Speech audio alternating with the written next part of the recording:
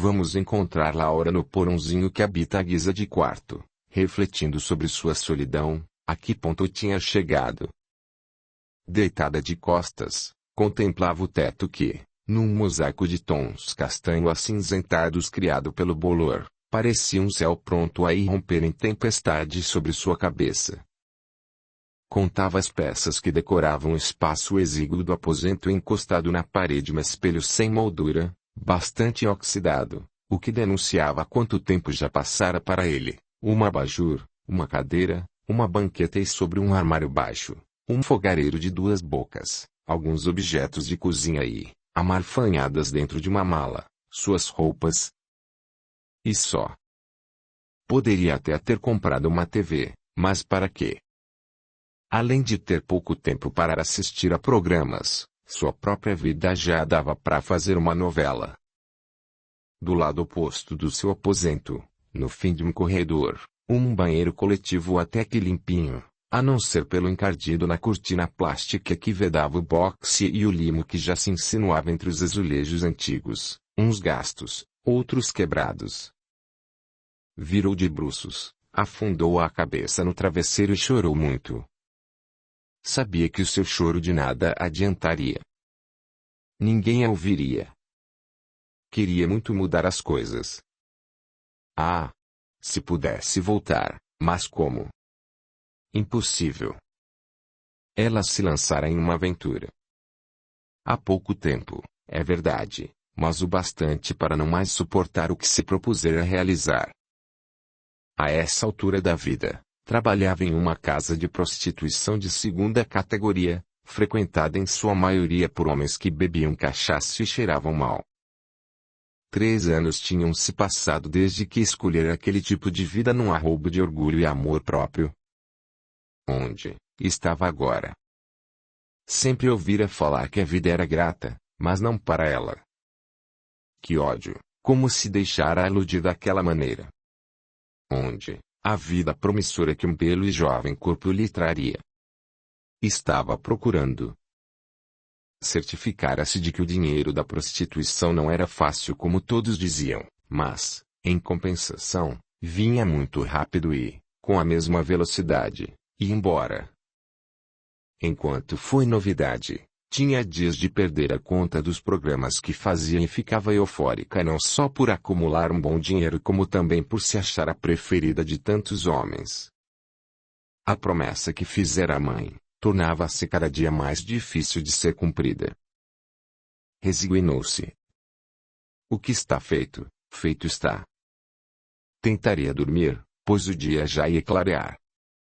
Virou-se de lado e, aos poucos, foi sentindo o corpo desfalecer, tomado pelo cansaço. Durante esses momentos raros de reflexão, o pensamento menos afinado com vibrações pesadas nas viciações do sexo, as entidades amigas podiam se aproximar de Laura. 2 protetoras estavam constantemente alertas, aproveitando esses momentos para uma maior aproximação. Desligada do corpo que adormecia, seu espírito encontrava-se em pé ao lado da cama, embora as entidades estivessem bem próximas, ela não as percebia. Rogando recursos ao mais alto, uma das companhias espirituais impôs a mão sobre a fronte de Laura e orou pedindo auxílio, uma vez que, após tanto tempo, ela por vontade própria pedia por socorro. A pressão que o ambiente daquele porão causava, mas as vibrações de Laura, que já retornavam ao seu baixo padrão, causavam muito desconforto àquelas 2 servidoras que, sem poderem suportar mais tempo, foram se afastando. Toda a claridade que haviam produzido no ambiente era agora absorvida pela densa e escura névoa, que trazia junto os companheiros de infortúnio daquela pobre moça. Juntaram-se vários e assim, em grupo, foram atraídos para locais no mundo espiritual onde a decadência e a viciação se fortalecem e se alimentam daqueles que, encarnados, vibram em tal sintonia. O corpo da mulher adormecida se contorcia em convulsões. Gemia baixinho, angustiada, como se quisesse se livrar de um peso que a oprimia. Acordou de sopetão com um grito dela mesma. Fosse ainda madrugada e teria acordado as pessoas que dormiam nos outros cômodos. Suava em bicas, e seu coração estava disparado. Tinha a impressão de não ter dormido nada, de ter sido arrancada do sono logo quando ia apagar. Caracas, não dormi nada, esbravejou. Só se conformou quando viu no relógio que já eram mais de 5 da tarde. Estava zonza, nauseada. De repente, um forte enjoo. Pulou da cama e, cobrindo a boca com uma das mãos, abriu a porta do quarto, projetando-se em desabalada carreira pelo corredor. Por sorte, naquele momento, o banheiro não estava sendo usado por ninguém, então vomitou até não poder mais. Seu corpo todo doía. Belo jeito de começar o dia, pensou. Sentiu um gosto acre na boca. Escovou os dentes, enxagou o rosto e voltou cambaleante, apoiando-se nas paredes. A dor de cabeça estava forte e cada batida que seu coração dava, repercutia como o badalar de um sino em suas têmporas. Chegou ao quarto com os olhos semicerrados, foi até a mochila sobre a banqueta, tateou e achou uma aspirina, que tomou de imediato. Aquilo iria dar um jeito na dor. Mal deitou, ouviu batidas na porta. Quem é? Sou eu. Graciosa. Entra, autorizou Laura. Dona Graciosa, atenta a tudo, ouviu os ruídos que Laura fizera no banheiro e foi verificar se tudo tinha ficado bem. Entrou e sentou-se na beirada da cama, olhou a menina com ternura. Essa menina está um trapo, pensou. Perguntou o que estava ocorrendo, e Laura abriu o coração como não conseguia fazer há muito e chorou. Graciosa observava sem nada dizer. Era o seu modo de mostrar que respeitava os sentimentos daquela menina, agora transformada em criança desamparada. Nada mais está dando certo na minha vida e ultimamente só tenho problemas. Dá vontade de sumir, de morrer. Parece até que fizeram uma macumba contra mim. Durmo mal, e se consigo pegar no sono logo vêm os pesadelos. Tá tudo ruim. E continuou num choro convulsivo. Graciosa pensou bem antes de falar. Filha, não sei se você crê nessas coisas de encosto, de espírito, mas se você quiser posso arrumar o endereço de um centro espírita que não fica muito distante daqui. Quem sabe você indo lá fazer uma consulta, tomar um passe, as coisas possam começar a se esclarecer para você. A princípio, Laura não gostou muito da história, afinal, sua formação religiosa fora feita em igreja evangélica. Tinha tido consistente evangelização e essas bobagens de espiritismo eram ridicularizadas nos templos. Em contrapartida, o desespero que estava se apoderando dela era mais forte que qualquer convicção religiosa, e ela não podia desprezar qualquer possibilidade de melhora. Por desencargo de consciência anotou o endereço e os dias de funcionamento do tal centro em sua agendinha. Despediu a senhoria com educação, pois tinha que começar a se arrumar para ir trabalhar. Pegou no chão, ao lado da cama, um espelho e olhou-se. Estou horrível, balbuciou. O ritual para se produzir hoje seria mais trabalhoso, demorado. Do jeito que ela estava, ia ter de melhorar muito para ficar mais ou menos. Tinha que vestir sua melhor cara, ficar atraente, e isso era demorado. Começava a produção cedo e, lá pelas 7 da noite, já estava pronta. Passou a mão na mochila onde levava a roupa que usaria no salão aquela noite e ganhou o mundo. Os dias subsequentes não foram melhores, tendo, por vezes, que bancar a própria bebida para aquecer. No desespero, aceitou ir para a cama com um sujeito mal encarado que propôs transar sem camisinha. Já tinha bebido bastante e, a essa altura valia tudo. O cara ia pagar 3 vezes mais, por fora, o mexer que a casa cobrava. Tinha caído do céu o que sobraria para ela.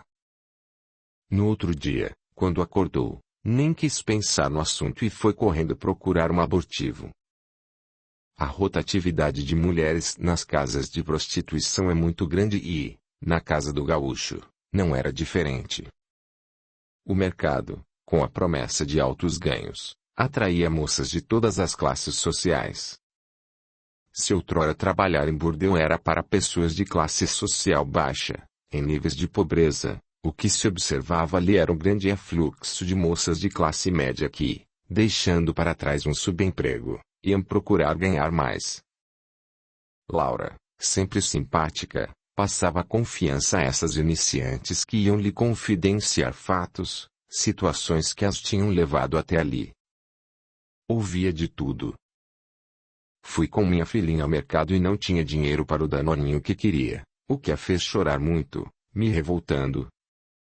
Aí pensei, sou moça, bonita, e o pai dela sumiu, me deixou na mão. Por que não cair na vida e ganhar o meu? Decidi que nunca mais faltaria nada para minha menina. Mas meu pai é doente. O que eu ganhava no balcão da lanchonete não dava nem de longe para os remédios dele e então, resolvi me prostituir para ajudar em casa. Ou ainda, no consultório do médico em que eu fui recepcionista era muito assediada, mas nunca me interessei muito. Foi o próprio doutor que me fez. Daí para frente as coisas mudaram. Eu gostei e hoje estou aqui unindo o útil ao agradável. Na maioria dos casos, diziam que ficariam naquela vida por pouco tempo. Até acertar uma situação, pagar contas e, na maioria, juntar recursos para abrir um negócio próprio. Audiolivro realizado pelo canal Surya Chand Audiobook. Laura as ouvia com paciência, apenas ouvia. Não aconselhava, pois o maior exemplo era ela mesma. O que falar se já estava naquele tipo de ambiente havia tempo. Com raras exceções, todas possuíam um mecanismo de defesa que transferia de certa forma o fato de serem prostitutas para alguém próximo, pai doente, mãe carente, melhores condições de vida para a família, abandonada pelo marido, quase nunca assumiam a própria responsabilidade pelo que estavam fazendo consigo mesmas. O motivo comum a todas era o dinheiro. Nada mais. Simples, não é? A chegada de novas meninas sempre representava ameaça às mais velhas, ou antigas. A clientela quer sempre novidades e, pouco a pouco, a euforia dos primeiros dias se transforma em indiferença. Os programas começam a rarear, a oferta de bebidas, idem. Espiritualmente fraca e com a saúde abalada, começou a considerar por fim a própria vida. Não seria melhor? Ou mesmo mais fácil? Assim acabaria com tudo de uma só vez. Chegou a comprar veneno de ratos e às vezes pegava a embalagem e ficava olhando fixamente. Uma voz soturna soprava em seus ouvidos. Toma logo, sua boba, assim acaba esse sofrimento, essa miséria em que se tornou a sua vida. Toma, vamos. Toma. Pensava na mãe, na família e se segurava, jogava fora o veneno, mas dias depois já estava com outra embalagem comprada. Vendo que as coisas iam de mal a pior, Dona Graciosa resolveu insistir com Laura. Menina, você está cada dia que passa mais abatida e deprimida. Não conversa mais, se fecha nesse quartinho, e eu ouço constantemente o seu choro. É hora de você se cuidar. Tire essas coisas da cabeça e vá ao centro de onde te dei o endereço. Amanhã à noite tem reunião, e eu insisto. Vá. Pela primeira vez ela considerou seriamente ir ao tal centro espírita. Iria, decidiu num repente. Terça-noite não teria trabalho para ela. Capítulo 14. Por essa época em que Laura lutava por sobreviver às pressões que a vida bandida lhe cobrava, em sua cidade natal, não longe da casa em que habitavam sua mãe e sua irmã, outro drama familiar se desenrolava. Já com 11 anos de idade, submetido a uma pancadaria junto à irmã, moça feita, não se conteve. Quando a mãe largou dele para pegar a irmã, Franklin viu que sobre o fogão tinha uma panela fumegante. Num reflexo rápido, pegou a panela e despejou o conteúdo sobre a cabeça da mãe. O líquido desceu, fundindo a pele com o tecido da roupa. Instantaneamente ela gritou: "Maldito! Maldito! Ele quer me matar! Ai, como isso arde! Estou queimando!" berrava, saindo correndo para fora do barraco. A sopa quente tinha escorrido pelos cabelos de Jandira, e um pouco tinha atingido seu rosto, que, em algumas partes, estava em carne viva. Foi um alvoroço, as mulheres saindo de seus barracos, deixando de lado a novela para acudir à vizinha. "Cadê teu homem?" perguntavam a ela, que parecia estar em estado de choque. As mais agitadas entraram no barraco à procura de Norton. O que ninguém podia imaginar naquele momento é que o autor da agressão era o Franklin. No meio daquela confusão alguém lembrou de chamar o resgate. Veio rápido, talvez por conhecer tão bem o trajeto que levava àquele lugar esquecido de todos. A essa altura, Franklin já ia longe. Depois do que fizera, ficou apavorado, pensando nas consequências do seu ato. Não tinha conseguido se conter. Há muito que virara saco de pancadas da mãe. Do pai, quase não se recordava de ter apanhado. Quando chegava bêbado em casa, dava preferência a encher Jandira de bordoadas. Franklin pegou o rumo para o centro da cidade. No estado de excitação em que se encontrava, poderia andar quilômetros que nem se daria conta. Ao sair do perímetro da favela, ainda pode ver o pai bebendo em uma biboca. Sabia que tinha andado muito e, quando parou, estava numa praça escura, perto da região central da cidade. Só então, começou a sentir-se cansado, foi até um banco, sentou-se, recolheu as muletas e chorou. Estava muito assustado e só. Jandira foi levada e teve que ser internada, pois seu estado inspirava cuidados urgentes. As queimaduras tinham sido sérias e o risco de infecção era grande. Seu cabelo saía aos tufos, junto com a pele do couro cabeludo. As costas, até a linha da cintura, também estavam em carne viva. A brincadeira iria lhe custar quase um mês no hospital. Na pressa com que saíra, Franklin portava só a roupa do corpo. Estava sentado em um banco, recuperando-se da correria quando começou a sentir frio. Acomodou-se como pôde, encolhendo-se, ficou na posição fetal para se aquecer mais. Adormeceu. No meio da madrugada foi acordado. Alguém estava sacudindo seu corpo. "Ei, o que você tá fazendo aqui?" Sentou-se de um pulo só e divisou um bando de moleques como ele próprio. "Fugi de casa, mas quero voltar", falou, choramingando. Foi uma risada só. Alguns o imitavam dando à voz uma entonação caricata. Agora o observavam para ver se portava algo de valor. Nada. "Vamos sair logo daqui", disse o que parecia comandar o bando. "Aqui não é nossa área. Você pode vir conosco se quiser." Tinham razão de sobra em querer sair dali. Ali, onde se encontravam, há pouco tempo tinha acontecido uma chacina em que 3 de seus companheiros tinham sido executados. Franklin passou a mão nas muletas e agiu como uma zoga e pulou para o chão. Só então perceberam que o novo companheiro era aleijado. Com a característica crueldade infantil, saíram em disparada na intenção de deixar Franklin para trás. Movido pelo medo e não querendo ficar só, desenvolveu uma corrida quase tão rápida quanto a dos outros. Quando pararam nas cercanias de um galpão abandonado, estavam todos ofegantes e, menos de um minuto depois, surpresos, viram Franklin chegar botando os bofes para fora. seu pai teria ficado orgulhoso da façanha. Esse fato conferiu certo respeito por parte dos novos companheiros. Acomodaram-se como puderam no interior do galpão e se cobriram com pedaços de papelão. Ia ser sua primeira noite na rua. Franklin foi bem aceito por quase todo o grupo. De certa forma, seu defeito físico conferia a ele um ar diferenciado. Dia a dia ia se firmando e fazendo-se respeitar, respeitando os demais.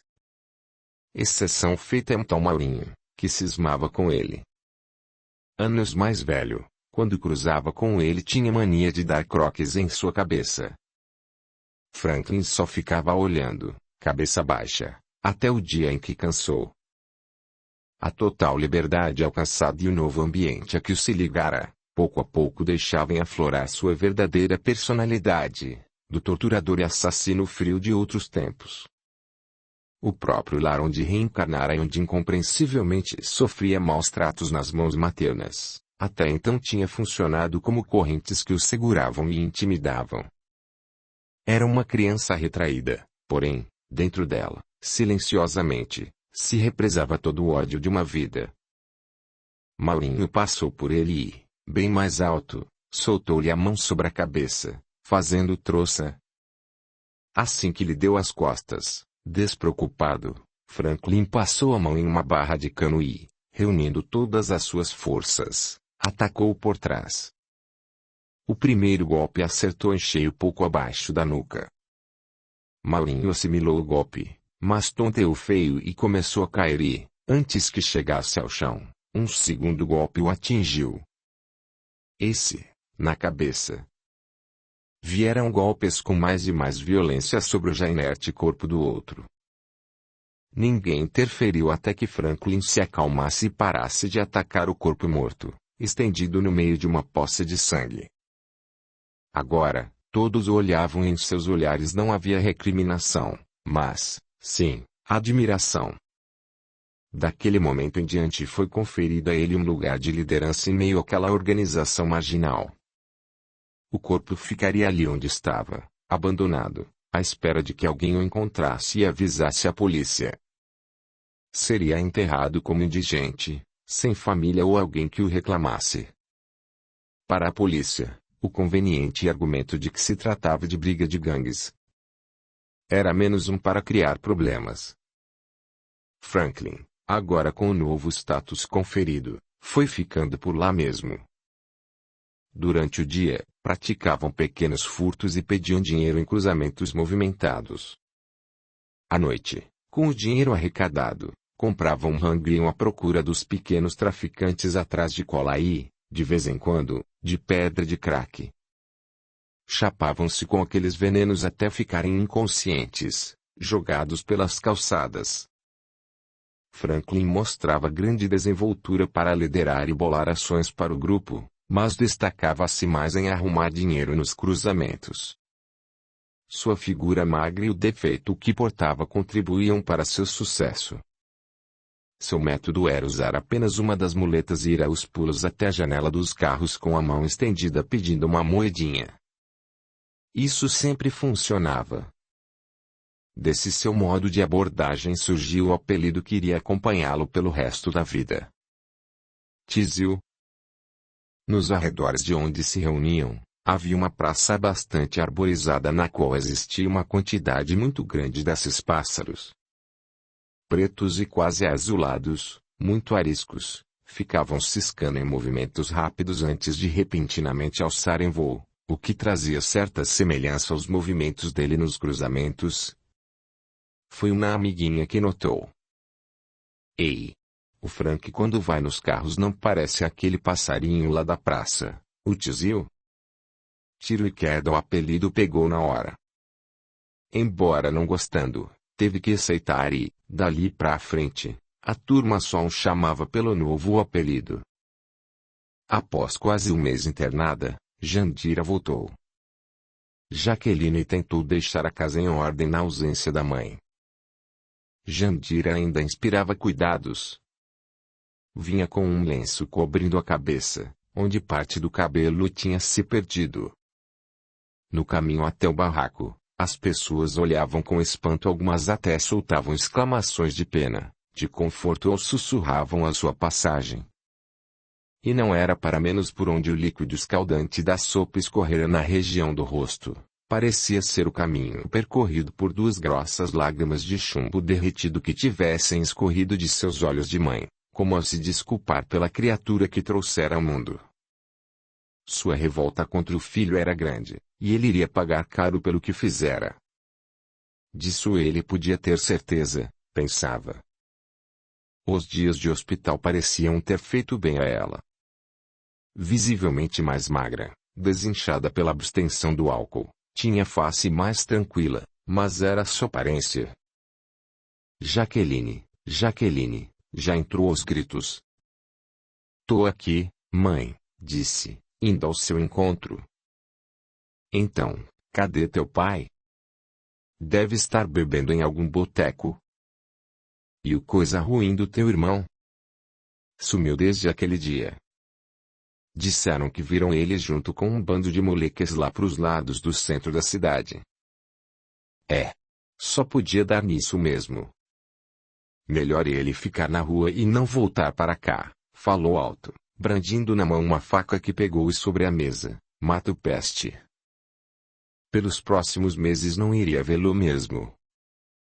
No mês em que esteve internada, Frank não apareceu na favela. Não sabia nem que a mãe estava hospitalizada.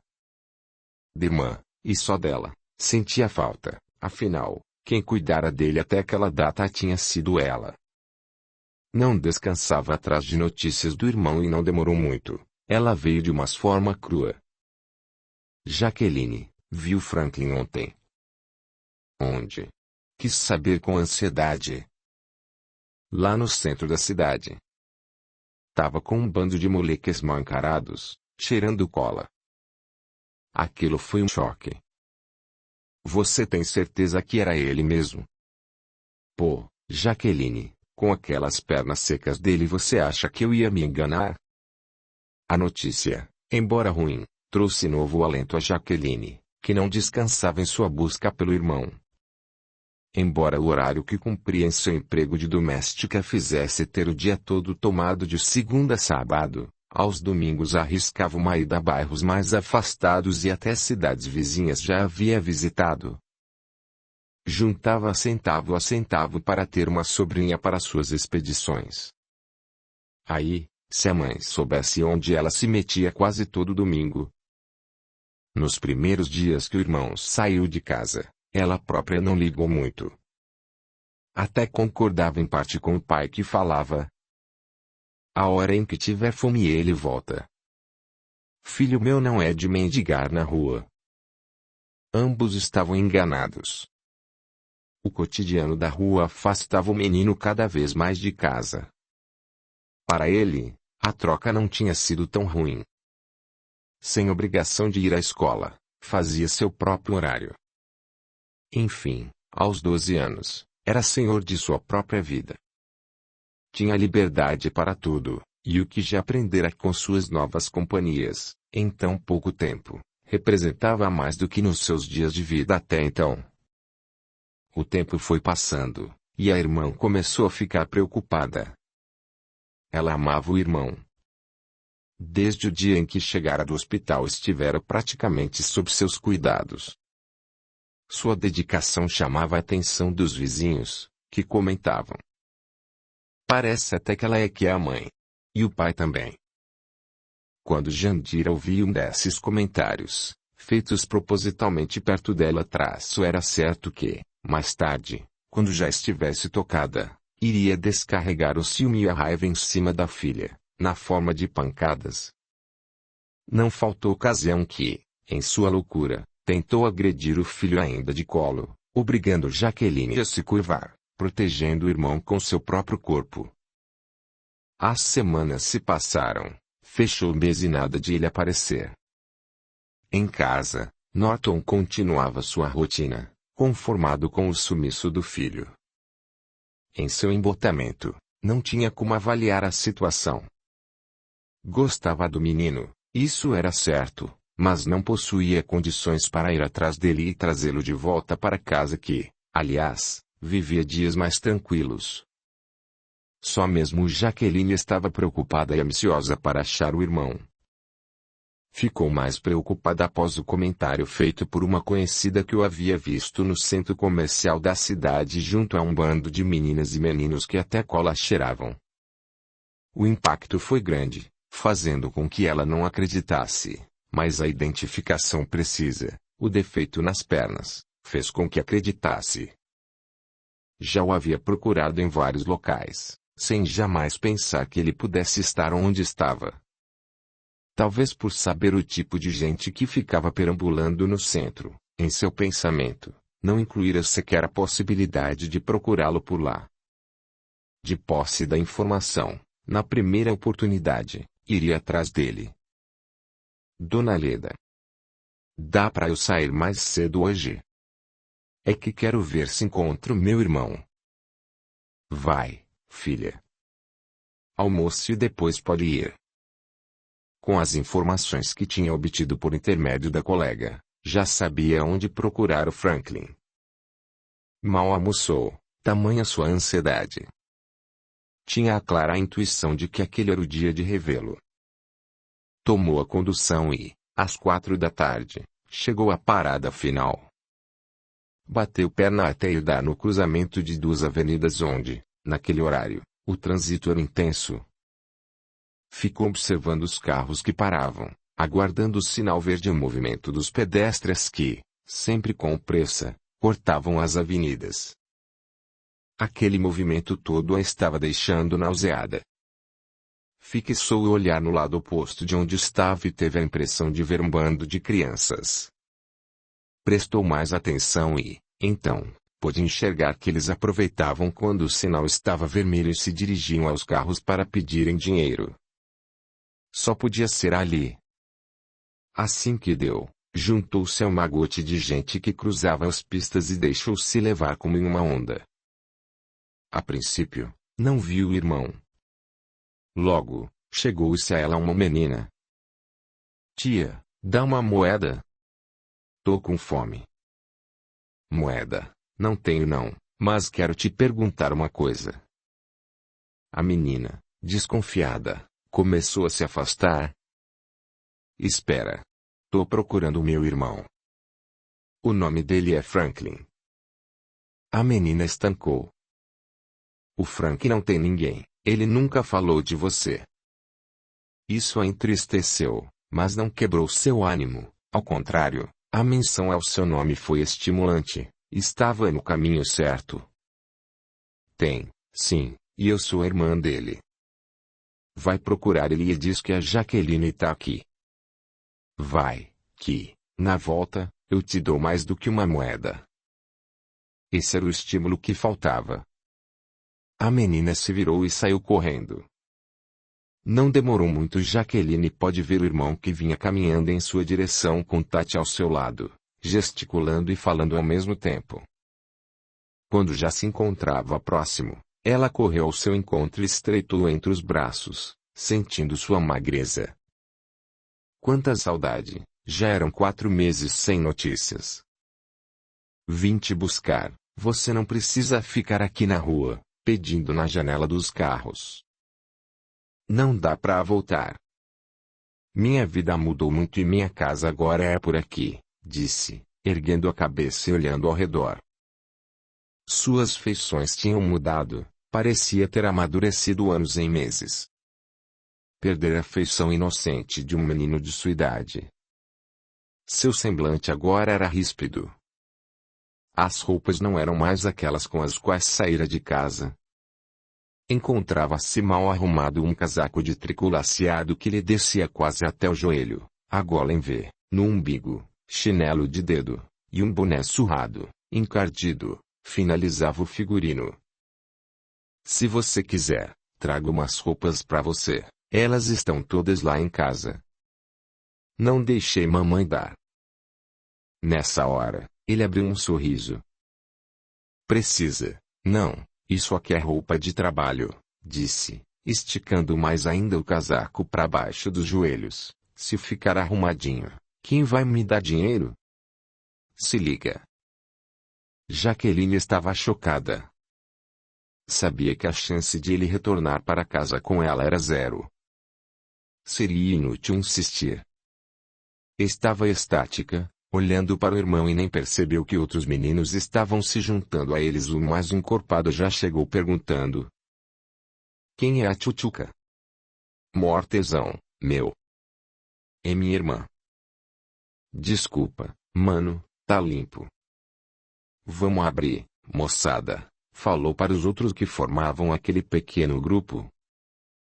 Virou-se para a irmã e, num apelo, disse: me faz o favor, não volta mais aqui. Não é legal, é perigoso pra você, já deu pra sentir, né? Os cara cresce o olho. Eu prometo que vou te procurar logo. Despediram-se e, do jeito que chegou, ele se foi com a Tati ao seu lado, que continuava a falar e a gesticular como a querer compreender o que tinha se passado ali. Jaqueline, plantada ali na calçada, não sabia o que fazer. As pernas estavam chumbadas no chão. Por fim, tomou coragem e se foi. Cala a boca, Tati. Pô, não vê que tá demais. Vê se me erra. Tá legal, tizio, não falo mais nada, e deu por encerrada a sessão de perguntas sem respostas a que vinha submetendo. Vaza, que eu quero ficar sozinho. O dia para ele estava acabado. Não esperava ser visto pela irmã naquele estado. Tinha roupa de bacana, tênis de marca e até relógio dos caros. Quer mais, pô? Voltar para casa? Nunca mais. Onde estava já era respeitado, mas ainda depois que detonou o tal do Maurinho. A fama cresceu. Era vivo e inteligente e, por isso, exercia liderança no grupo. Fazer o que em casa? Tomar porrada? Isso nunca mais. Naqueles meses, sentia falta só da irmã.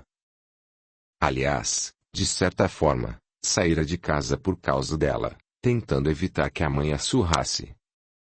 Pensava em crescer, juntar uma grana e aí, sim, buscar a irmã para morarem juntos. Ainda ia dar a ela uma vida melhor. Jaqueline chegou em casa já à noite. Não saberia dizer durante quanto tempo ficara parada na calçada. Estava exausta. Colocou uma camisola e ajeitou-se no colchão em que dormia. Tinha sido presente da patroa.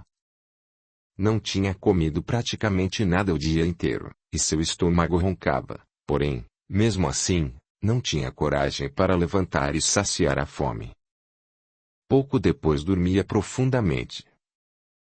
Durante a madrugada, em seu desdobramento, livre do entrave da matéria, foi ter nas cercanias de um terreiro de onde vinham sons de atabaques e cantorias que lhe eram bastante familiares.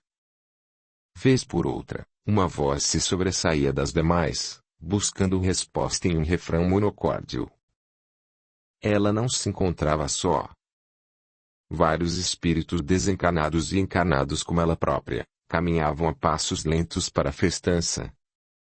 A pouca distância, ela e mais alguns pararam, outros se precipitaram céleres, indo se juntar ao folguedo. Ali tinha de tudo: cachaça, comida, muito batuque e dança sensual que, invariavelmente, unia os casais, que se afastavam sorrateiramente para práticas sexuais. Alguns nem mesmo esse cuidado tomavam e faziam sexo uns diante dos outros sem darem a menor importância. No meio do terreiro, em dança frenética, vestida com diminutos panos vermelhos, uma mulher de porte avantajado dava voltas com o corpo, lançando a cabeça para os lados.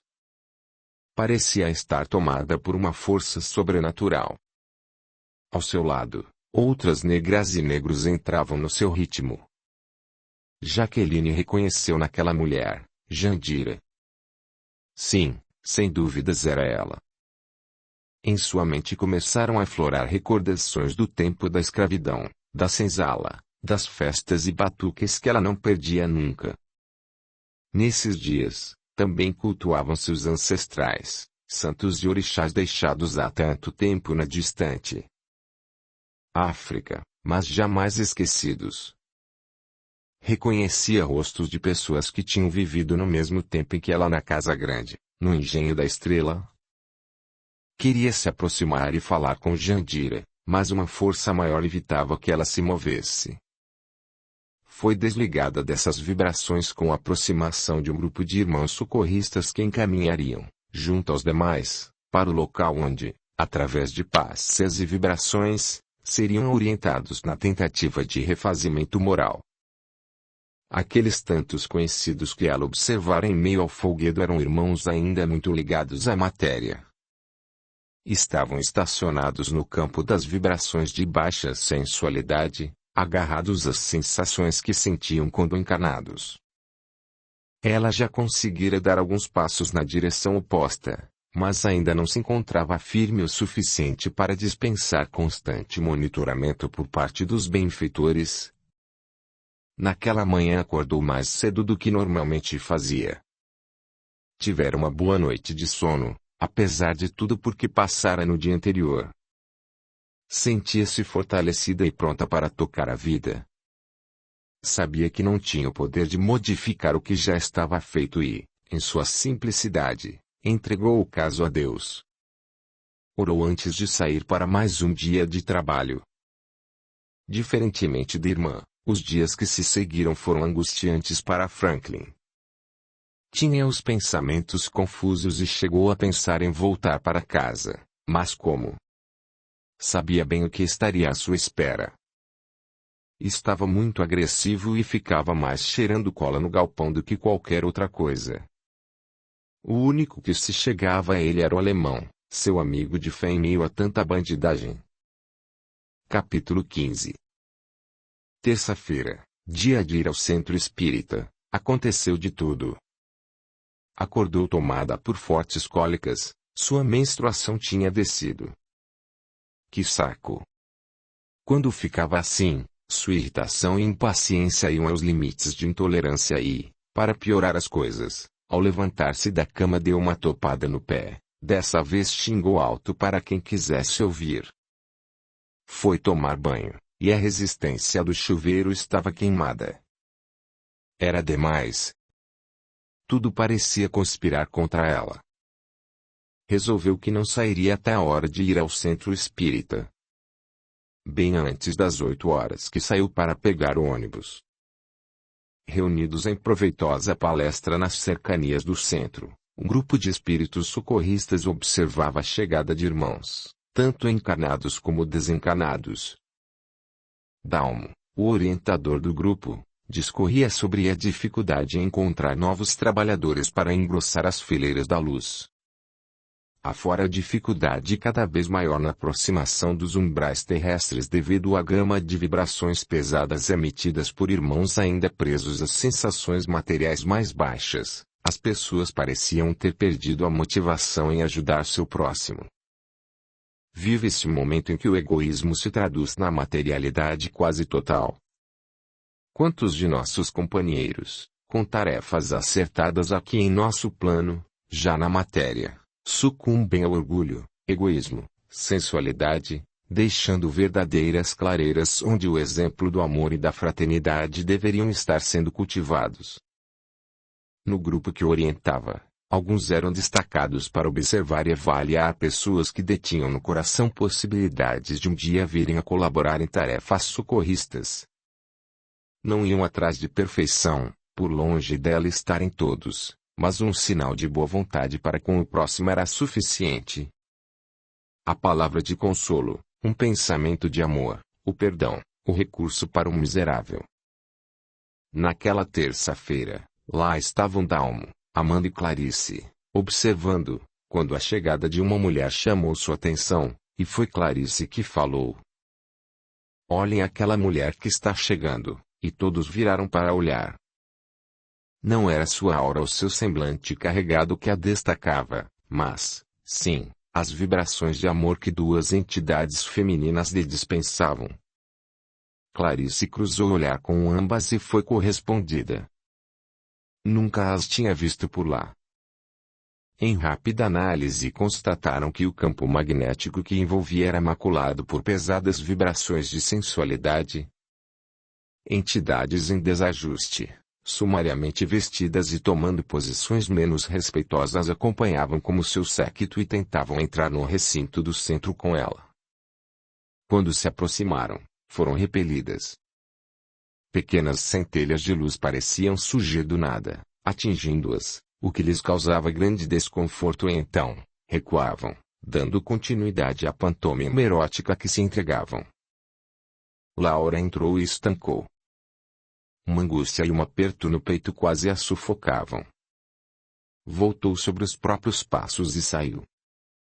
Quase na rua, subitamente sentiu-se sem forças para continuar a fuga. Ao lado dela, as entidades que a acompanhavam naquele instante intensificavam ao máximo suas vibrações para dissuadi-la de ir embora. Fora muito difícil trazê-la até ali e não podiam perdê-la agora. Voltou e procurou um lugar bem à frente e, acomodando-se, aguardou o início dos trabalhos. Pouco depois, a palestrante da noite apresentava-se aos presentes no pequeno auditório. À medida que iam fazendo a prece de abertura, sobre sua laringe ia-se formando um halo de luz azul prateada. Com voz modulada, rogava às entidades componentes da cúpula da casa a proteção necessária para os trabalhos que iriam se desenvolver naquela noite. Após os avisos de praxe, tomou nas mãos o Evangelho segundo o Espiritismo e abriu-o, iniciando a leitura. As palavras pronunciadas com profundo amor despertaram um bom sentimento no coração de Laura. Acabada a palestra, as pessoas começaram a ser organizadas para adentrarem a sala de passes. O ambiente era imantado por forças vibracionais que formavam um anel de proteção no perímetro da câmara em tons que variavam do branco ao azul. Grande número de desencarnados ali estava para usufruir daquele benefício. Na vez de Laura, o passista impôs as mãos sobre sua cabeça e um fluxo iluminado se formou. Em vão. Ela estava totalmente refratária, e os fluidos magnéticos não conseguiam penetrar sua organização sutil.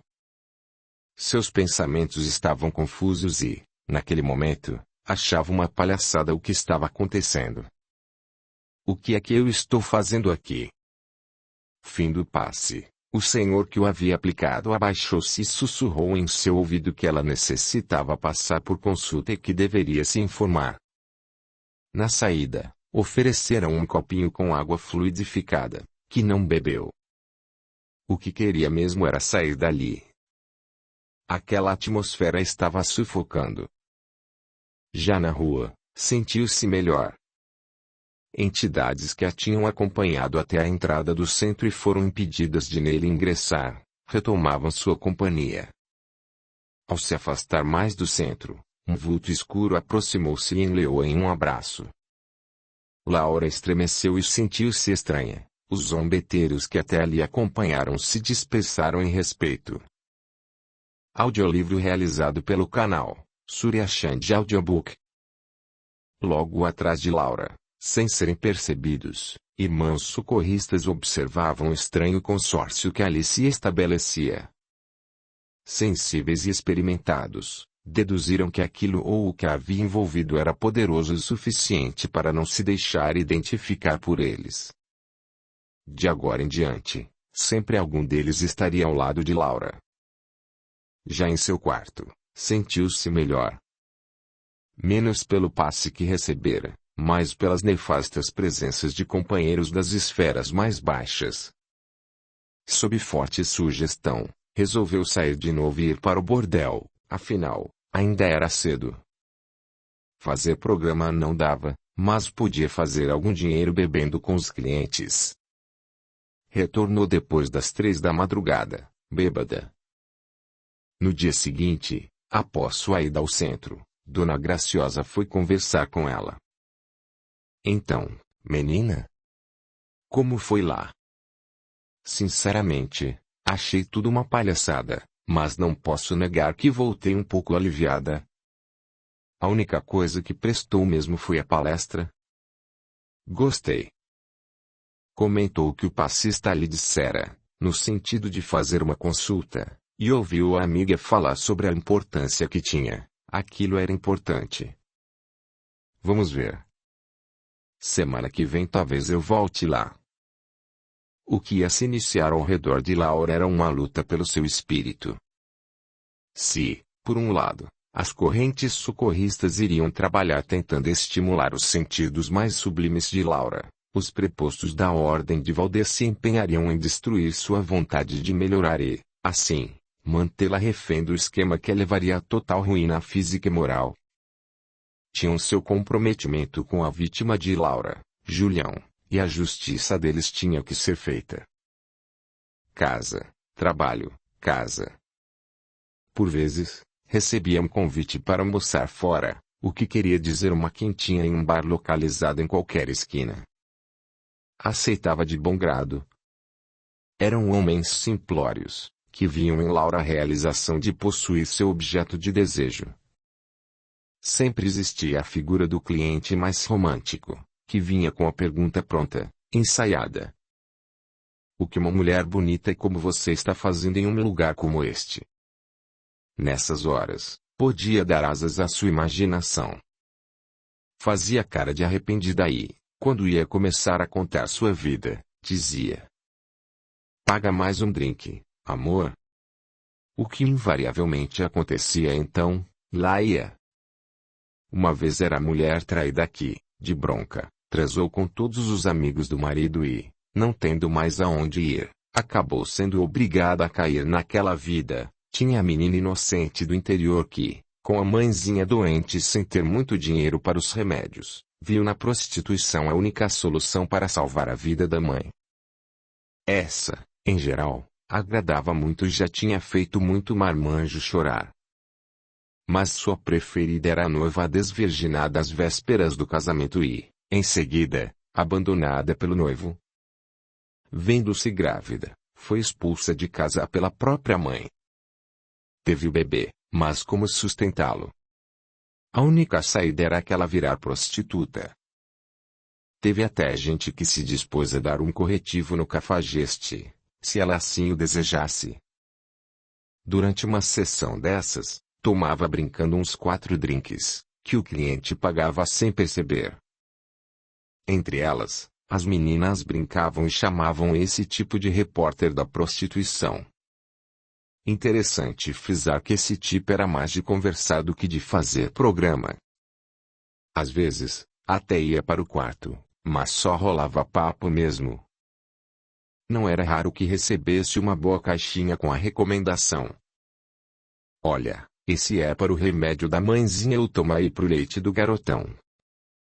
Um certo Paulo, todo dia 15, recebia o vale da firma onde trabalhava e a levava para comer em um boteco que servia um PF, prato feito, afamado na área, feijão, arroz, bife a cavalo, fritas, salada de alface e tomates. Mais tarde, já à noite, ia até o bordel, barba feita, banho tomado para pagar uma bebida e fazer um programa com sua predileta, como a chamava. Isso a sensibilizava, pois calculava o quanto aquilo podia ser dispendioso para ele.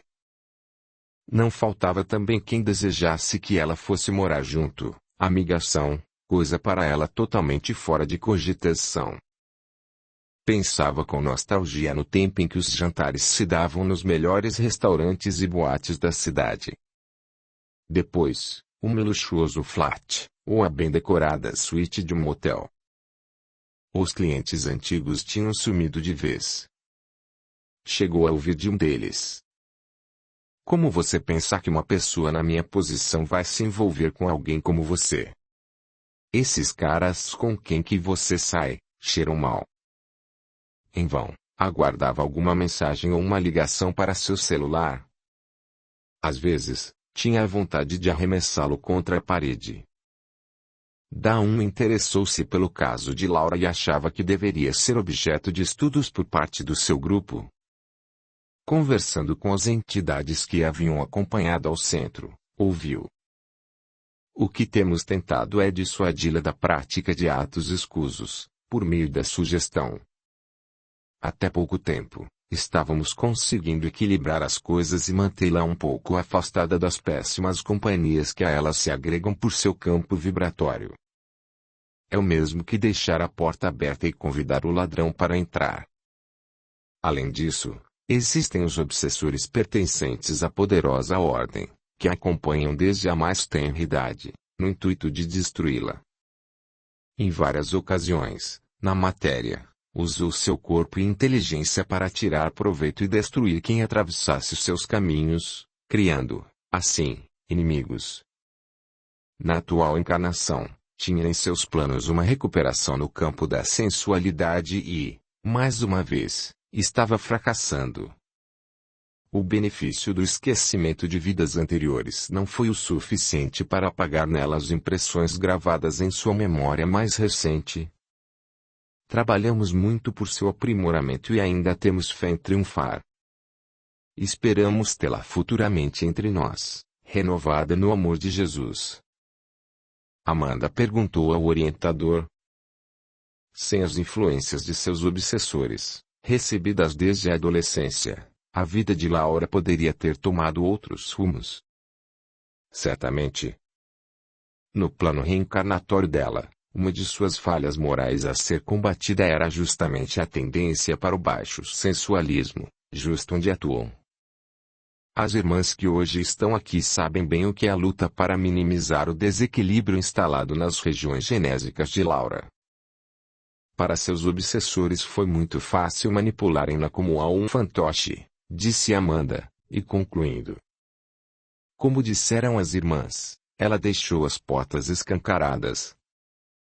Reconhecendo que estavam perdendo aquela batalha, suas protetoras solicitavam auxílio ao grupo socorrista comandado por Dalmo para, o mais breve possível, afastarem-na do bordel. Só assim, teriam chance de salvar alguma coisa na presente encarnação.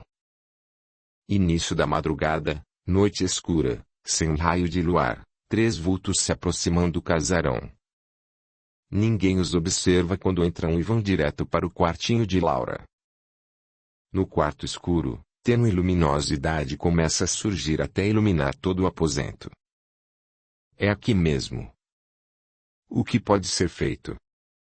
É Dalmo, que pergunta para Glauco e André que providências podem tomar.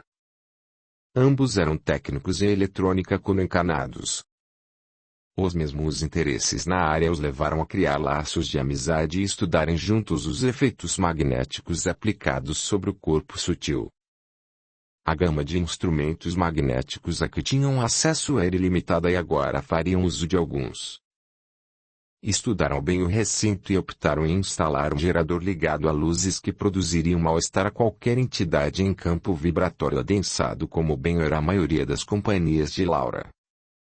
Instalariam em todo o perímetro do teto um fio condutor de luz, muito semelhante ao neon, que emitiria ondas de espectro violáceo. Pronto. O espanta-mosquito está instalado, disse Glauco, com seu constante bom humor. Agora, vamos acalmar a mocinha.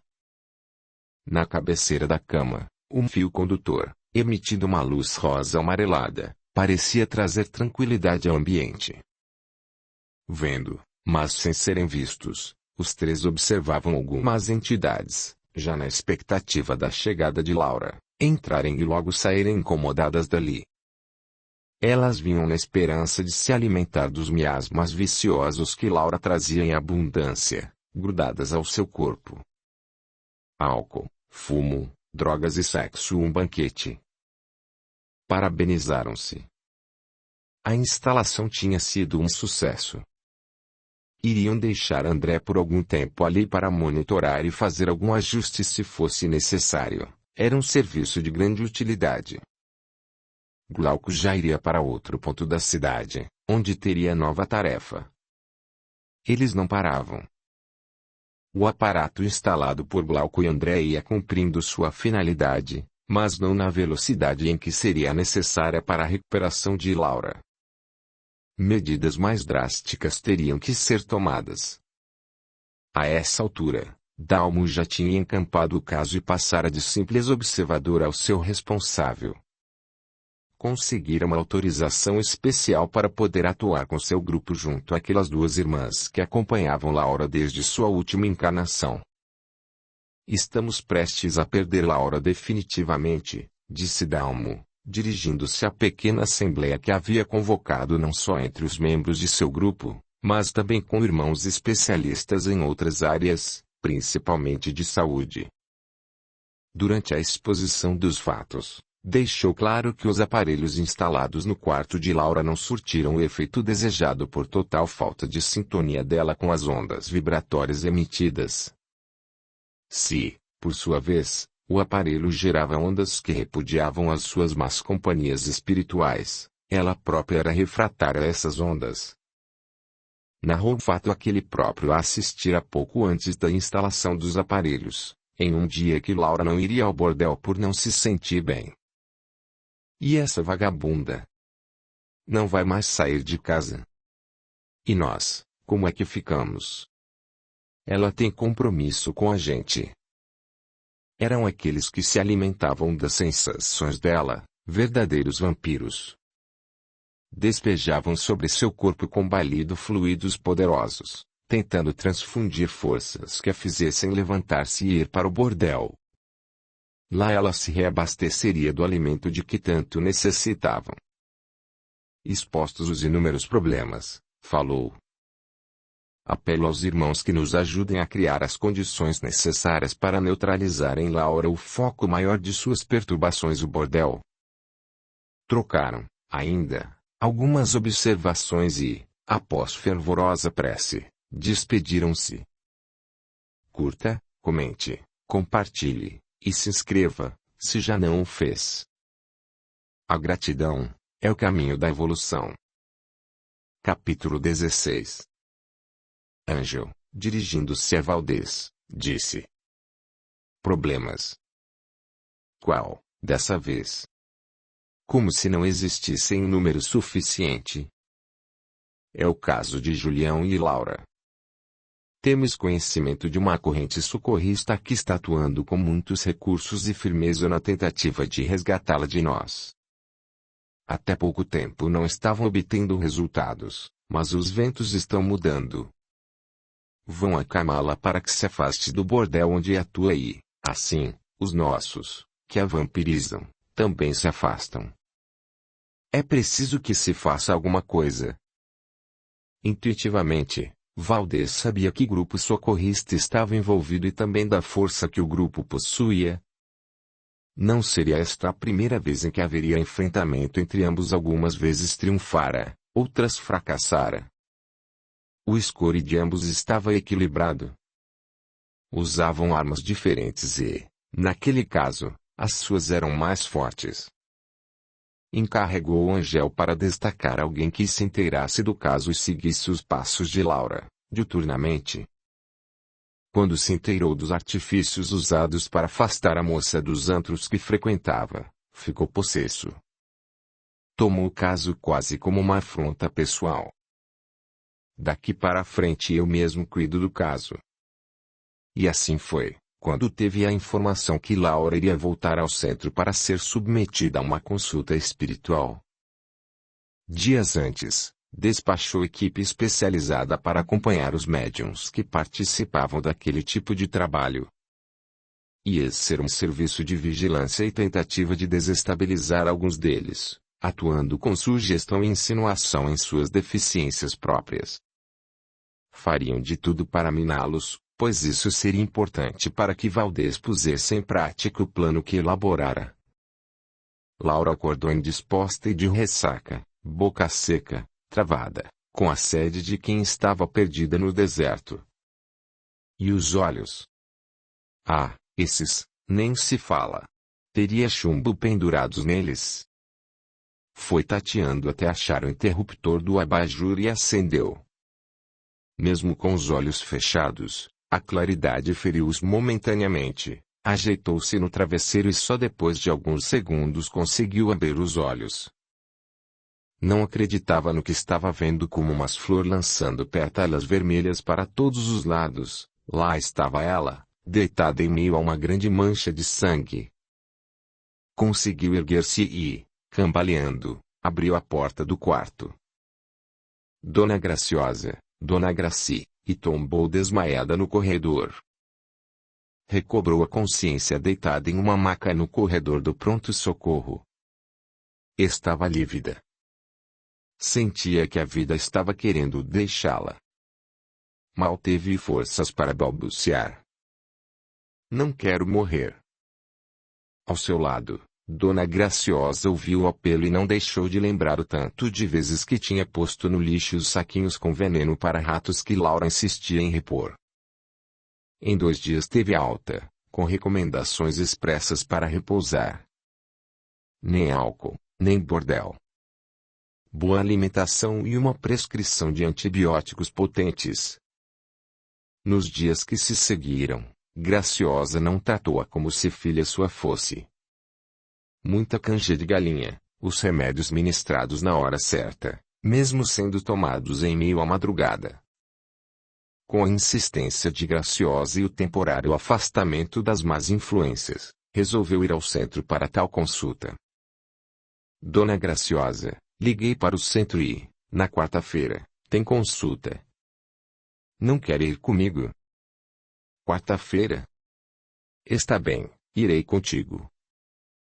Às quartas-feiras um grupo de médiuns que reunia maiores possibilidades no estudo da doutrina, reunia-se pontualmente às 8 da noite para trabalhos de consultas e desobsessão. O grupo era bem afinado, pois seus participantes trabalhavam juntos há muito tempo e tinham por orientador, Alberto, médium experiente. Contava ainda com Rosa, Amélia e o Sr. Geraldo, que possuía o dom da vidência. Dependendo do dia, participavam outros 3 ou 4 médiuns, prontos para fazer a canalização de irmãos que, de alguma forma, precisavam sentir o choque da matéria. Outros tantos ficavam logo atrás dos que se sentavam à mesa, praticando vibrações de amor para o bom andamento dos trabalhos. No dia da sessão, Rosa acordou estranha, sentia-se deslocada de si mesma. Cumpriu a rotina do dia: o café, o banho, vestiu-se e pegou o carro para ir ao trabalho. Começou a irritar-se no trânsito e chegou a discutir com outra motorista. O sinal amarelo de alerta acendeu imediatamente em sua mente. Opa, o que é isso? Logo eu, que sou tranquila discutindo no trânsito. Alguma coisa está errada. Chegando ao trabalho, fechou-se em uma sala e orou. As coisas não estavam diferentes na casa de Alberto. Logo no café da manhã, mãe e filha discutiram por futilidades. Na casa de Amélia, a empregada não apareceu, e ela, com 3 filhos pequenos para despachar para a escola. O café do marido atrasado. Isso é para hoje? Não vê que já estou atrasado? Não sabe que tenho responsabilidades? E ela, não? Por pouco, o marido não ouviu poucas e boas logo cedo. Esforçando-se, conseguiu se controlar. Deixaria para outra ocasião sua resposta. Estava ocupada demais, agora. Todos que faziam parte dos trabalhos daquela quarta tiveram sua cota de aborrecimento. Se tivessem se comunicado e comentado seus casos uns com os outros, notariam que algo de anormal estava ocorrendo, e teriam procurado se proteger mais. Muito tempo em qualquer rotina nos torna menos prudentes, pois ficamos com a sensação de que sabemos de tudo, deixando de lado determinadas regras de ouro. Aqueles que trabalham em casas espíritas, no intercâmbio com entidades em desajuste, muitas delas cristalizadas no mal, em dia de trabalhos devem orar e vigiar. Desde cedo são acompanhados, medidos, analisados por espíritos que procuram neles brechas para insinuar maus pensamentos e sentimentos menos edificantes. Fazem de tudo para desestabilizá-los. Acompanham-nos, também, entidades em estado de perturbação, que veem neles um caminho que os leve até a porta de um centro espírita onde podem obter ajuda para mitigar seus sofrimentos. Por sua vez, grande número de trabalhadores responsáveis, achando-se já experientes, não se preparam, caindo nas ciladas urdidas inteligentemente por seus antagonistas. Não é fácil para um espírito perturbador ingressar em uma reunião se não for trazido ou convidado, mas também não é impossível. Há várias maneiras de se disfarçar e insinuar, e uma delas é justamente se casar vibratoriamente algum médium que frequente a reunião. Foi o que ocorreu. Fernando, o mais novo a fazer parte do grupo, entregou-se totalmente às sugestões de sensualidade lançadas sobre ele. Diferentemente dos outros, acordou naquela manhã se achando irresistível. Esmerou-se ao fazer a barba, demorou a encontrar a melhor combinação da roupa e foi para o escritório onde trabalhava. Chegando, foi logo elogiado, e seu ego, que amanhecera inchado, quase explodiu. Mas ainda não é que uma colega do escritório em quem ele sempre botara os olhos veio de conversa para cima dele. Demais. Ao seu lado, uma entidade ria às gargalhadas. Como era fácil influenciar as pessoas para o campo da sensualidade. No final da tarde, combinou sair depois da reunião no centro com a colega e foi nesse estado de espírito que nosso Fernando se dirigiu para a reunião. Muito fácil para Valdez, um espírito esclarecido no mal, vibrar com ele e adentrar o recinto da reunião, burlando, assim, a segurança magnética, não sendo percebido por não causar diferença vibratória. No dia marcado para a consulta de Laura, os arredores do centro apresentavam um quadro aparentemente caótico. Não que fosse diferente de outros dias, apenas um pouco mais tumultuado. Um grande gerador abastecido por energias por nós desconhecida emitia um zumbido baixo e constante, que processava a desintegração dos miasmas causados pelas baixas vibrações emitidas no local. Barreiras magnéticas invisíveis a olhos menos credenciados evitavam que o espaço mais próximo à entrada do centro fosse invadido, tomado de assalto. A turba de perturbados e perturbadores, ao se aproximar, recebia fortes descargas magnéticas que a faziam recuar. Valdez, grudado a Fernando como se fossem siameses, não teve a menor dificuldade para ingressar pela porta da frente. Vibravam na mesma faixa, parecendo ser dois companheiros, não chamando assim atenção. Tudo estava saindo como planejara. Contava com o fator surpresa. No dia marcado, saíram do casarão antes das 6 horas. Mais ou menos às 7, a porta do centro estava aberta e, mesmo tendo chegado cedo, foi a terceira a pegar a senha das 4 que foram distribuídas. Mais um pouco e adeus consulta para aquele dia. Com a senha nas mãos, entraram no recinto do auditório, onde seria feita a palestra daquela noite. Identificou a palestrista como a mesma da primeira vez que lá estivera. Laura e Graciosa se acomodaram em um longo banco que lhes foi indicado para que sentassem e aguardassem. Durante a palestra, uma jovem chegou junto ao banco e falou em voz baixa. Número 1. Um senhor de meia idade levantou-se e foi encaminhado até uma escadinha que dava acesso à sala de consultas. Antes de subir os degraus, olhou para a mulher que o acompanhava, com antipatia. 40 minutos depois, foi a vez de Laura, que se levantou em um pulo, encaminhando-se para a escada. Já na sala, indicaram uma banqueta localizada no centro de um círculo. Ao seu redor, 8 pessoas estavam sentadas.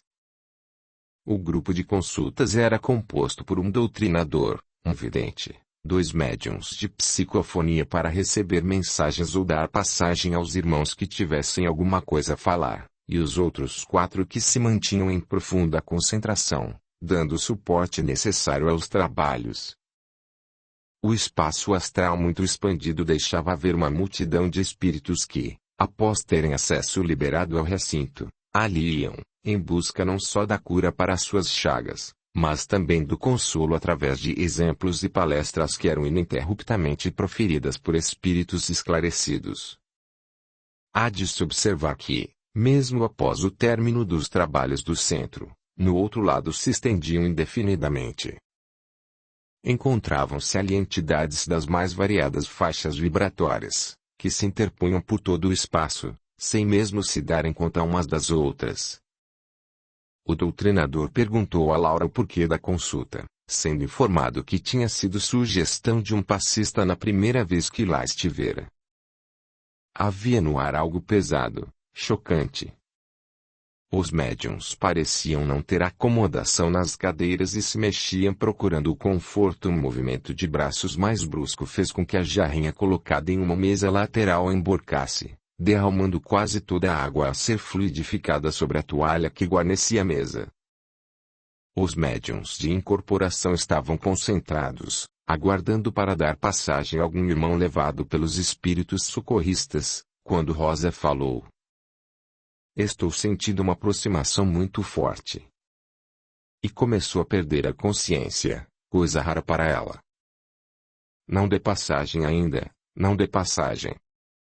O aviso de Geraldo foi em vão. Rosa sentiu-se arrebatada do próprio corpo, e a entidade comunicante, sem cerimônias, apoderou-se de seus recursos. Médium consciente, acostumada a filtrar e a controlar as situações em que cedia suas faculdades para a manifestação de entidades necessitadas, desta feita as coisas estavam diferentes e, por mais que sua vontade quisesse controlar a manifestação, não conseguia interferir. Restava assistir a tudo passivamente. O doutrinador fez então a pergunta padrão. O irmão sabe onde está? Sem resposta, Rosa ofegava e transpirava. O tronco estava rijo, grudado no encosto da cadeira. Sabe o irmão por que foi trazido aqui? A resposta veio. Eu não fui trazido e não vejo ninguém aqui que pudesse me obrigar a nada. Digamos que vim a convite de alguém daqui mesmo. Quando Valdez começou a falar, Rosa sentiu um soco na boca do estômago, e seu corpo gelou. Sentiu que tal entidade não estava ali para brincadeira. A força magnética que o acompanhava era extremamente forte e começou a balançar a proteção da casa que, naquele instante, não estava preparada. A maléfica expansão fluídica estava sendo alimentada por verdadeira legião de espíritos que geravam força, parecendo querer esmagar os médiums em suas cadeiras. Rosa tentava de todas as formas tomar o controle da situação e, apesar de sua experiência e dos apelos aos seus protetores, não estava conseguindo. Sentia-se mal. Então, afinal, o que procura aqui? Não procuro, sei onde está. Vocês estão mexendo com um problema que não lhes diz respeito. A moça da consulta. Laura? Essa mesmo. Tem débitos pesados a serem pagos, não vai adiantar vocês quererem escondê-la embaixo da saia. Vim aqui deixar o recado claro e não mexam com o que não lhes diz respeito. O irmão precisa de preces, abra o seu coração. Não enxerga as entidades socorristas ao seu lado. Valdez soltou uma expressão em língua desconhecida de todos e, em seguida, uma forte gargalhada. Com a voz rouquinha disparou. Entidades socorristas. Preces. O que vejo aqui é um amontoado de sofredores, de perturbados que nem imaginam o porquê de estarem aqui. Mulheres e homens, trapos choramingando pelos cantos, e o que é que eles vão achar aqui? Hein? Respondam. Que tipo de consolo vocês estão dando a esses miseráveis? Damos o consolo da prece, o exemplo de amor do Mestre Jesus que lhes é mostrado. E é isso que eles buscam. Qual nada, pelo menos eu lhes dou a chance de verem reparadas as injustiças que sofreram. Verem seus algozes do passado em situações constrangedoras, em sofrimento brutal. É isso que eles desejam, justiça. E vocês próprios? Dizem para eles belas palavras, mas vivenciam aquilo que pregam. Têm consciência do quanto estão endividados. Vocês são os modernos hipócritas de que falam os evangelhos pregam para essa massa de ignorantes, dando-se ares de quem já atingiu a perfeição. Acham-se sábios porque estudaram essa ou aquela doutrina, ou um benfeitor deixou uma palestra para ser realizada. Eu próprio existo mais em função dos erros que vocês cometem do que por qualquer outra sorte de coisa, bando de convencidos arrogantes. Diante da argumentação de Valdez, o doutrinador se desequilibrou, fortalecendo a posição do outro. Em nome de Jesus, respeito. Você se encontra em uma casa de orações, em nome de Jesus, vá embora, e exortou todos a fazerem uma prece com fortes vibrações de amor. Tranquilo, Valdez falou. Não me mandem embora assim, descortesmente. Eu não invadi sua casa de oração. Vim junto com esse aí, do seu lado, disse indicando Fernando. Posso dizer que fui convidado. Falou com ironia. Vou embora, sim, e podem estar certos de que na hora em que a moça sair daqui, eu subo nas costas dela outra vez. Como nunca ocorrera numa reunião, quando Valdez abandonou as faculdades de Rosa, ela foi projetada para trás com violência, sendo amparada pelo bom reflexo de Geraldo. O diretor da mesa achou melhor não estender mais os trabalhos da noite. Nenhum deles tinha condições psicológicas para mais nada. Pediu proteção à cúpula espiritual da casa e, juntos, oraram a prece de Cáritas, dando por encerrados os trabalhos. Do lado de fora, nas proximidades do centro, um grande número de irmãos em desajuste formavam o séquito que acompanhava Valdez. Suas densas vibrações tinham dado a suficiente sustentação para ele desafiar as defesas do centro e afrontar os que participavam da reunião. Estavam prontos para fazer qualquer coisa que lhes fosse ordenada pelo líder. Encontravam-se em estado semi-hipnótico, apesar de terem vontade própria, eram magnetizados por mentes poderosas. A cena assustava. Laura saiu muito impressionada da consulta. Já na rua com Graciosa, perceberam que o senhor que entrara antes dela para a consulta iniciava uma discussão com a mulher. Nunca mais me convide para vir a um lugar desses.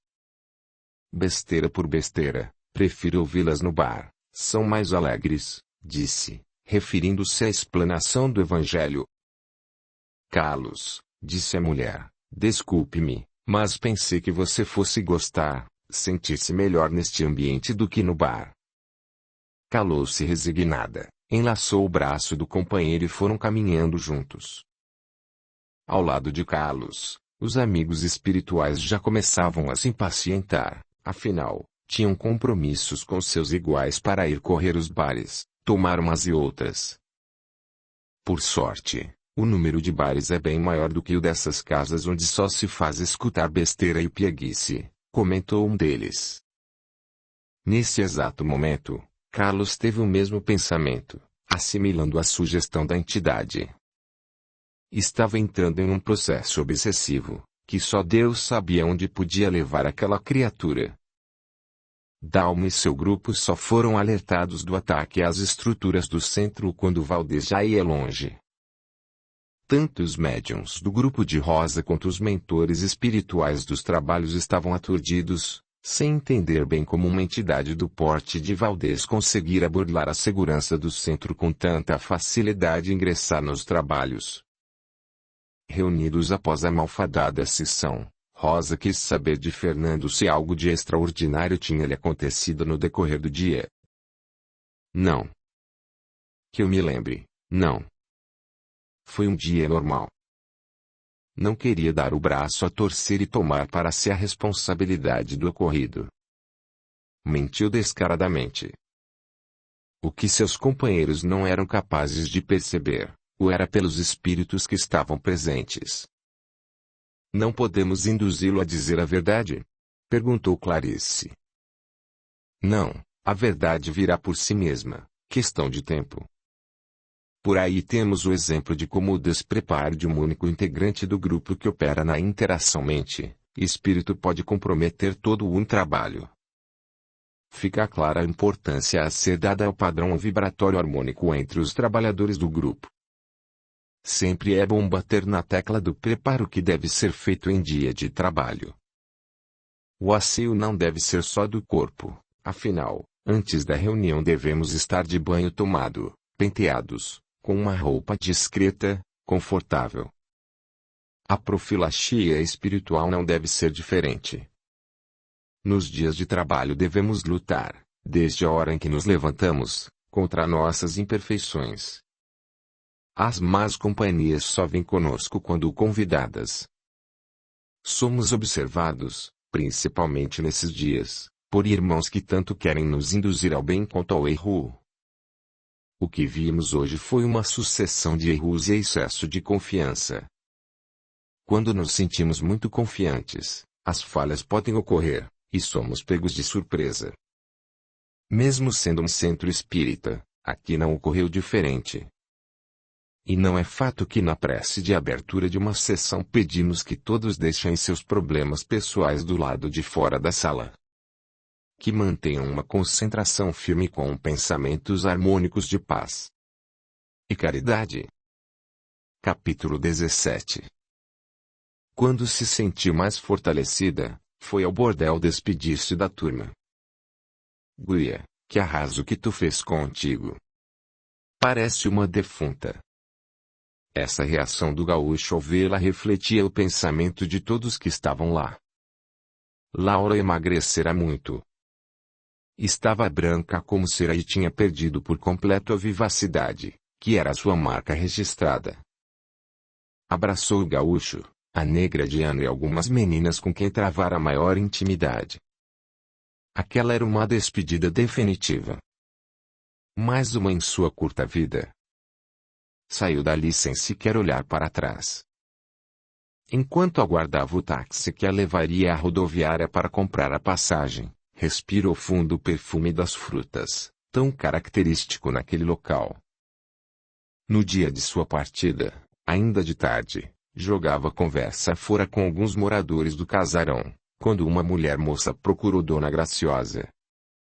Oi, meu nome é Débora. Lá no Gaúcho me disseram que vai vagar um quarto. Graciosa concordou com a cabeça. Se assim, ele já é meu a partir de agora. Ah, ia me esquecendo por pouco tempo. Graciosa acompanhou Laura à rodoviária. Foi uma despedida emocionada, as duas se abraçaram fortemente e choraram como se soubessem que dificilmente se veriam outra vez. Exatamente às 10 para as 11, o ônibus estacionou. Laura foi a última a subir. Deixava para trás boa parte de sua vida naquela plataforma. Ao lado dela, como que formando um cordão de isolamento, várias entidades comandadas por Dalmo, protegiam-na de uma turba de espíritos, antigos companheiros, que gostariam de acompanhá-la. As irmãs protetoras se acomodaram ao seu lado e, aproveitando o momento de emoção que era vivenciado, reforçaram seus pedidos por Laura. Dessa vez, a bagagem era maior. Além de mochila, levava 2 malas com roupas, sapatos e uns poucos pertences pessoais. A bagagem emocional, ao contrário, caberia toda dentro de um envelope. Sentia-se vazia, oca. Nunca tivera sensação semelhante. O ônibus lentamente ia avançando pelas ruas estreitas e, quem sabe, pela última vez naquela vida, elas estaria observando, sempre as mesmas prostitutas que faziam ponto nas imediações da rodoviária. Sentiu um nó na garganta. Precisava muito chorar, mas não conseguia. Acomodou-se melhor na poltrona, e antigas recordações começaram a saltar sua mente. Durante a viagem, teria tempo suficiente para fazer uma retrospectiva de sua vida até então. Nem se deu conta de como se foi rápida sua viagem de volta à sua terra natal. No horário previsto, o ônibus ocupou o lugar na plataforma a ele destinado e, dessa vez, Laura foi a primeira a descer. Queria deixar tudo para trás o mais rápido possível, romper laços com o passado recente e aquele ônibus e a estação rodoviária, de certa forma, representavam seu eterno ir e vir, sempre a reencontrar com uma realidade que ela queria tirar da cabeça. Tomou um táxi e logo estava em casa. Desta vez não levava presentes. A única coisa que permanecia tal e qual era o café quentinho, reconfortante, feito na hora, como um aceno de boas-vindas. "Minha filha", exclamou a mãe ao vê-la, "como você está passada? Como é que você se deixou ficar deste jeito?" "Mãe, tô cansadíssima da viagem. Vou tomar um bom banho e ver se consigo dormir um pouco. Depois a gente conversa bastante." Dito e feito. Quando acordou, pelas 3 horas da tarde, a mãe já tinha almoçado há muito. "Quer comer alguma coisa, filha?" "Agora não, mãe, estou sem apetite." Tiraram o resto do dia para conversar. Laura, então, contou para a mãe tudo o que tinha passado. Não dissera nada antes para não preocupar a família. Nem com a irmã falara. Destacou o carinho com que fora cuidada por Dona Graciosa, para ela uma segunda mãe, comentário que gerou uma pontinha de ciúme na mãe verdadeira. Mas à noitinha a irmã chegou do trabalho, e as três juntas puderam colocar em dia toda a conversa atrasada. Recolheram-se tarde. No dia seguinte, cedo ainda, Lídia levantou-se para ir trabalhar. A mãe também, para preparar o café da manhã. Laura, por sua vez, dormia sono solto. Acordou com a movimentação, deu uma espiada e voltou a dormir. Precisava, e muito, refazer-se. Sua saúde estava em estado precário, sentia-se enfraquecida, sem ânimo para nada. Precisava urgente passar por consulta médica. Audiolivro realizado pelo canal Surya Chand Audiobook. Sabendo que Laura havia chegado, uma de suas tias foi visitá-la. Quando a viu, teceu quase o mesmo comentário que sua mãe fez ao vê-la. Entre um cafezinho e uma fatia de bolo de fubá, Laura externou a preocupação em arrumar emprego. "Agora que vou ficar por aqui, preciso trabalhar. Amanhã vou falar de novo com Dona Zilá e ver se tem alguma coisa para mim lá na escolinha. Tia, se você souber de alguma coisa, me fala. Não vai esquecer. Ah, outra coisa, a senhora sabe de algum centro espírita bom aqui por perto?" Nessa hora sua mãe gelou. "Você perdeu o juízo, filha. Vai se juntar a essa gente da macumba." "Não, mãe. Não tem nada de macumba. Eu sei bem o que faço." "Viu, tia? Vê pra mim, tá?" A tia concordou e ficou de trazer uma resposta no dia seguinte. A mãe estava inconformada com a postura da filha. Não foi na igreja evangélica que ela se curou e por 2 vezes. Por que então não voltar lá? Tentaria convencê-la por todas as formas. À noite, quando Lídia chegou, a primeira coisa que a mãe fez foi se queixar de Laura. "Mãe, a Laura já é bem grandinha e sabe o que é melhor para ela. Portanto, fim de papo. Não se fala mais nisso." Os dias passavam, e Laura se recuperava lentamente, apesar de todo o cuidado e dedicação de sua mãe. O dinheiro que restava no banco agora era pouco e, assim, resolveu ir ao encontro de Dona Zilá. A recepção, como sempre, foi bastante afetiva. "Pois é, Dona Zilá, como já havia falado com a senhora, estou de volta à minha casa e, agora, espero que em definitivo. Queria saber se tem como eu trabalhar aqui na escolinha." "Atualmente, não", respondeu com voz pausada, "mas para breve, certamente terá, pois estamos com uma jovem que engravidou e logo deixará de trabalhar. Se até lá você não tiver conseguido nada, me daria prazer tê-la conosco outra vez. Eu manterei contato." Despediram-se. Seria mentira dizer que ela não ficou frustrada, mas, diante das circunstâncias, era levantar a cabeça e seguir em frente. Aproveitou o tempo que restava do dia, indo até o posto de saúde para agendar uma consulta com o Dr. Lourenço. Dessa vez, foi marcada para dali a 10 dias. Se fosse algo grave, certamente estaria morta antes de consultar-me, pensou. Quando chegou a casa, a tia já esperava. Poeira você, hein? Brincou. Consegui o endereço do centro para você. Não é muito longe, porém não dá para ir a pé. Depois te explico a condução que tem de pegar. E o emprego, conseguiu alguma coisa? Não, tia. Dona Zilá ainda deu uma esperança, mas em 2 outros lugares que foi, nem isso. Disseram que eu não tinha o perfil para o emprego, e olhe que era para balconista. Veja, não sei até que ponto vai a necessidade de você trabalhar. É que andei falado aqui e ali e, se te interessar, tem uns lugares para você fazer faxina. Depende de você. É casa de gente de família boa para quem até eu já trabalhei. Embora ainda combalida pela anemia, topou na hora. É comigo mesmo, tia, me dá o endereço que amanhã eu vou lá. Calma, menina.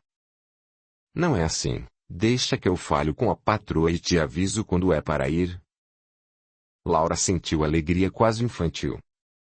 Ia poder ganhar seu dinheiro outra vez, de forma bem diferente do que ganhara.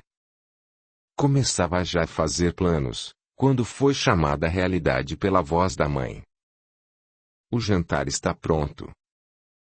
Durante o jantar, a mãe iniciou uma ladainha contra o espiritismo. Tinha ido ao pastor da igreja saber de que forma tiraria da cabeça da filha a ideia de ir ao centro.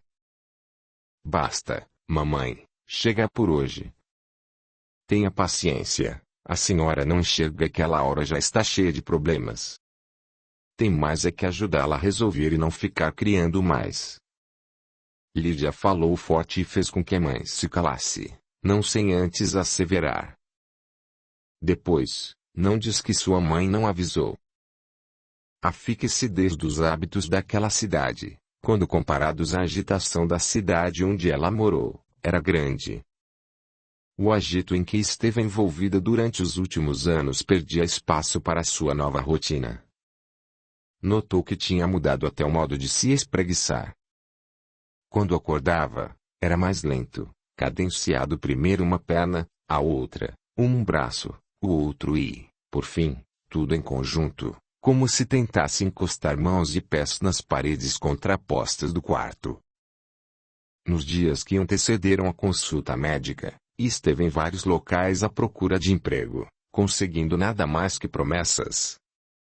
Estava conformada em iniciar o trabalho pelas faxinas que a tia estava arrumando, pois, desde que se entendera por gente, trabalhara. Fosse onde ou de que maneira fosse, sempre ganhara seu dinheiro sem onerar a família. Agora, não ia ser diferente. No dia da consulta, foi sozinha. Chegou ao posto com o dia clareando e, por volta das 9 horas, foi encaminhada à sala do doutor. Então, Laura? Já de volta. Vamos, me fale o que te aconteceu. Doutor, eu não posso dizer que eu segui à risca o que o senhor me recomendou depois da última vez que estive aqui. Meu tipo de vida, os compromissos não deixaram. Narrou a violenta hemorragia que a vitimou, a internação e o tratamento a que se submeteu. O médico ouvia circunspeto, uma sobrancelha mais alta que a outra denotava a sua preocupação. Vamos para a mesa fazer o exame. A enfermeira ajudou a vestir um avental e acomodou em posição ginecológica. Terminado o exame, vestiu-se e foi ter com o doutor. Não chega a ser preocupante o seu estado, mas preste atenção, requer certos cuidados rotineiros. Vou te receitar uma pomada e uma fórmula para tomar uma vez por dia, e passou para o talão de receituário as prescrições. A vida sexual como é que vai? Laura esboçou um sorriso amarelo. Isso não existe há algum tempo, estou até me esquecendo como se faz, ironizou. É bom que continue assim, mesmo. Muito bem, então. Laura já ia levantando. Calminha aí, moça, ainda não terminamos. Enfermeira, vá ao arquivo e traga os envelopes com os exames de Dona Laura. Só então ela lembrou que, da última vez, colhera material para os exames de HIV e hepatites e, na correria, não voltara para pegar os resultados. O pouco mais de um minuto que a enfermeira demorou a voltar com o envelope e depositá-lo sobre a mesa do médico, pareceu uma eternidade. O doutor estendeu para ela o envelope e perguntou se ela gostaria de abri-lo. Não, não. Prefiro que o senhor mesmo faça. Mecanicamente, pegou uma estilete e abriu o envelope. Vejamos o que temos aqui. Colocou os óculos e, ainda com o papel suspenso entre as mãos, olhou por cima do aro fixando-a e disse: você tem sorte. Tudo negativo, eu te conheço desde criança e, só por isso, vou dizer o que lhe digo: aproveite esta oportunidade que está recebendo da vida e mude-a. É o que estou tentando, o impedimento de saúde que tenho está me empurrando para procurar outro tipo de vida. Tem sido muito difícil, inclusive se o senhor souber de algum trabalho, por favor, me diga. Certamente. Levantou-se, deu-lhe um abraço fraterno e acompanhou até a porta do consultório. Tinha muita sorte em não ter contraído nada mais grave, pois a quantidade de parceiros tinha sido incrivelmente grande e menor não foram os seus descuidos. A notícia tinha sido revigorante para seu espírito, sentia-se fortalecida. Viesse o que viesse, estaria preparada para encarar. Aproveitou o tempo que tinha antes do almoço para passar na farmácia e enviar as receitas. Foi atendida pelo filho do dono da farmácia, um rapagão de seus 30 e poucos anos. Após ler a receita da fórmula prescrita e não tendo entendido a letra, chamou o pai para traduzir. Um homem de jaleco branco aproximou-se e, tomando o papel das mãos do filho, começou a ler. Acabando, levantou os olhos para Laura e, por um instante seu olhar ficou parado nela. Entregou a receita ao filho, dando instruções, e pediu que Laura passasse na farmácia em 3 dias para retirar o remédio. A pomada a levaria na hora. Resolveu deixar tudo pago e, pegando o talão de cheques, perguntou quanto dera o total. A quantia a surpreendeu, fez o cheque e voltou caminhando para casa. Embora o dia estivesse bonito, no horizonte, nuvens carregadas, negras, podiam ser vistas. Quase chegando a casa, apressou o passo, tentando fugir da chuva que começava a cair. Inutilmente. A chuva desabou forte e, enquanto corria, seus cabelos longos balançavam ao ritmo de suas passadas ligeiras, espalhando os pingos de chuva como se não quisessem ser molhados. Era um espetáculo bonito ver aquela moça cheia de vida correr sob a intensa chuva. Finalmente chegou, molhada da cabeça aos pés. Mãe, você está aí? É você, Laura? Respondeu da cozinha. Ao ver a filha, foi correndo buscar uma toalha. Tira logo essa roupa e vai pro chuveiro quente, enquanto eu fervo um copo de leite com canela para esquentar o peito. Após o banho, voltou à cozinha enrolada em um cobertor grosso. Sobre a mesa, uma caneca de cerâmica grossa expeliu o odor característico da canela junto à fumaça do leite fumegante. Encolhida enrolada no cobertor, sorvendo a pequenos goles o leite da caneca fumegante, era observada pela mãe, que, nesse instante, mas com os olhos do coração, viu nela a criança desprotegida com olhar súplice de carinho. Não se contiveram e, abraçando-se, Choraram juntas.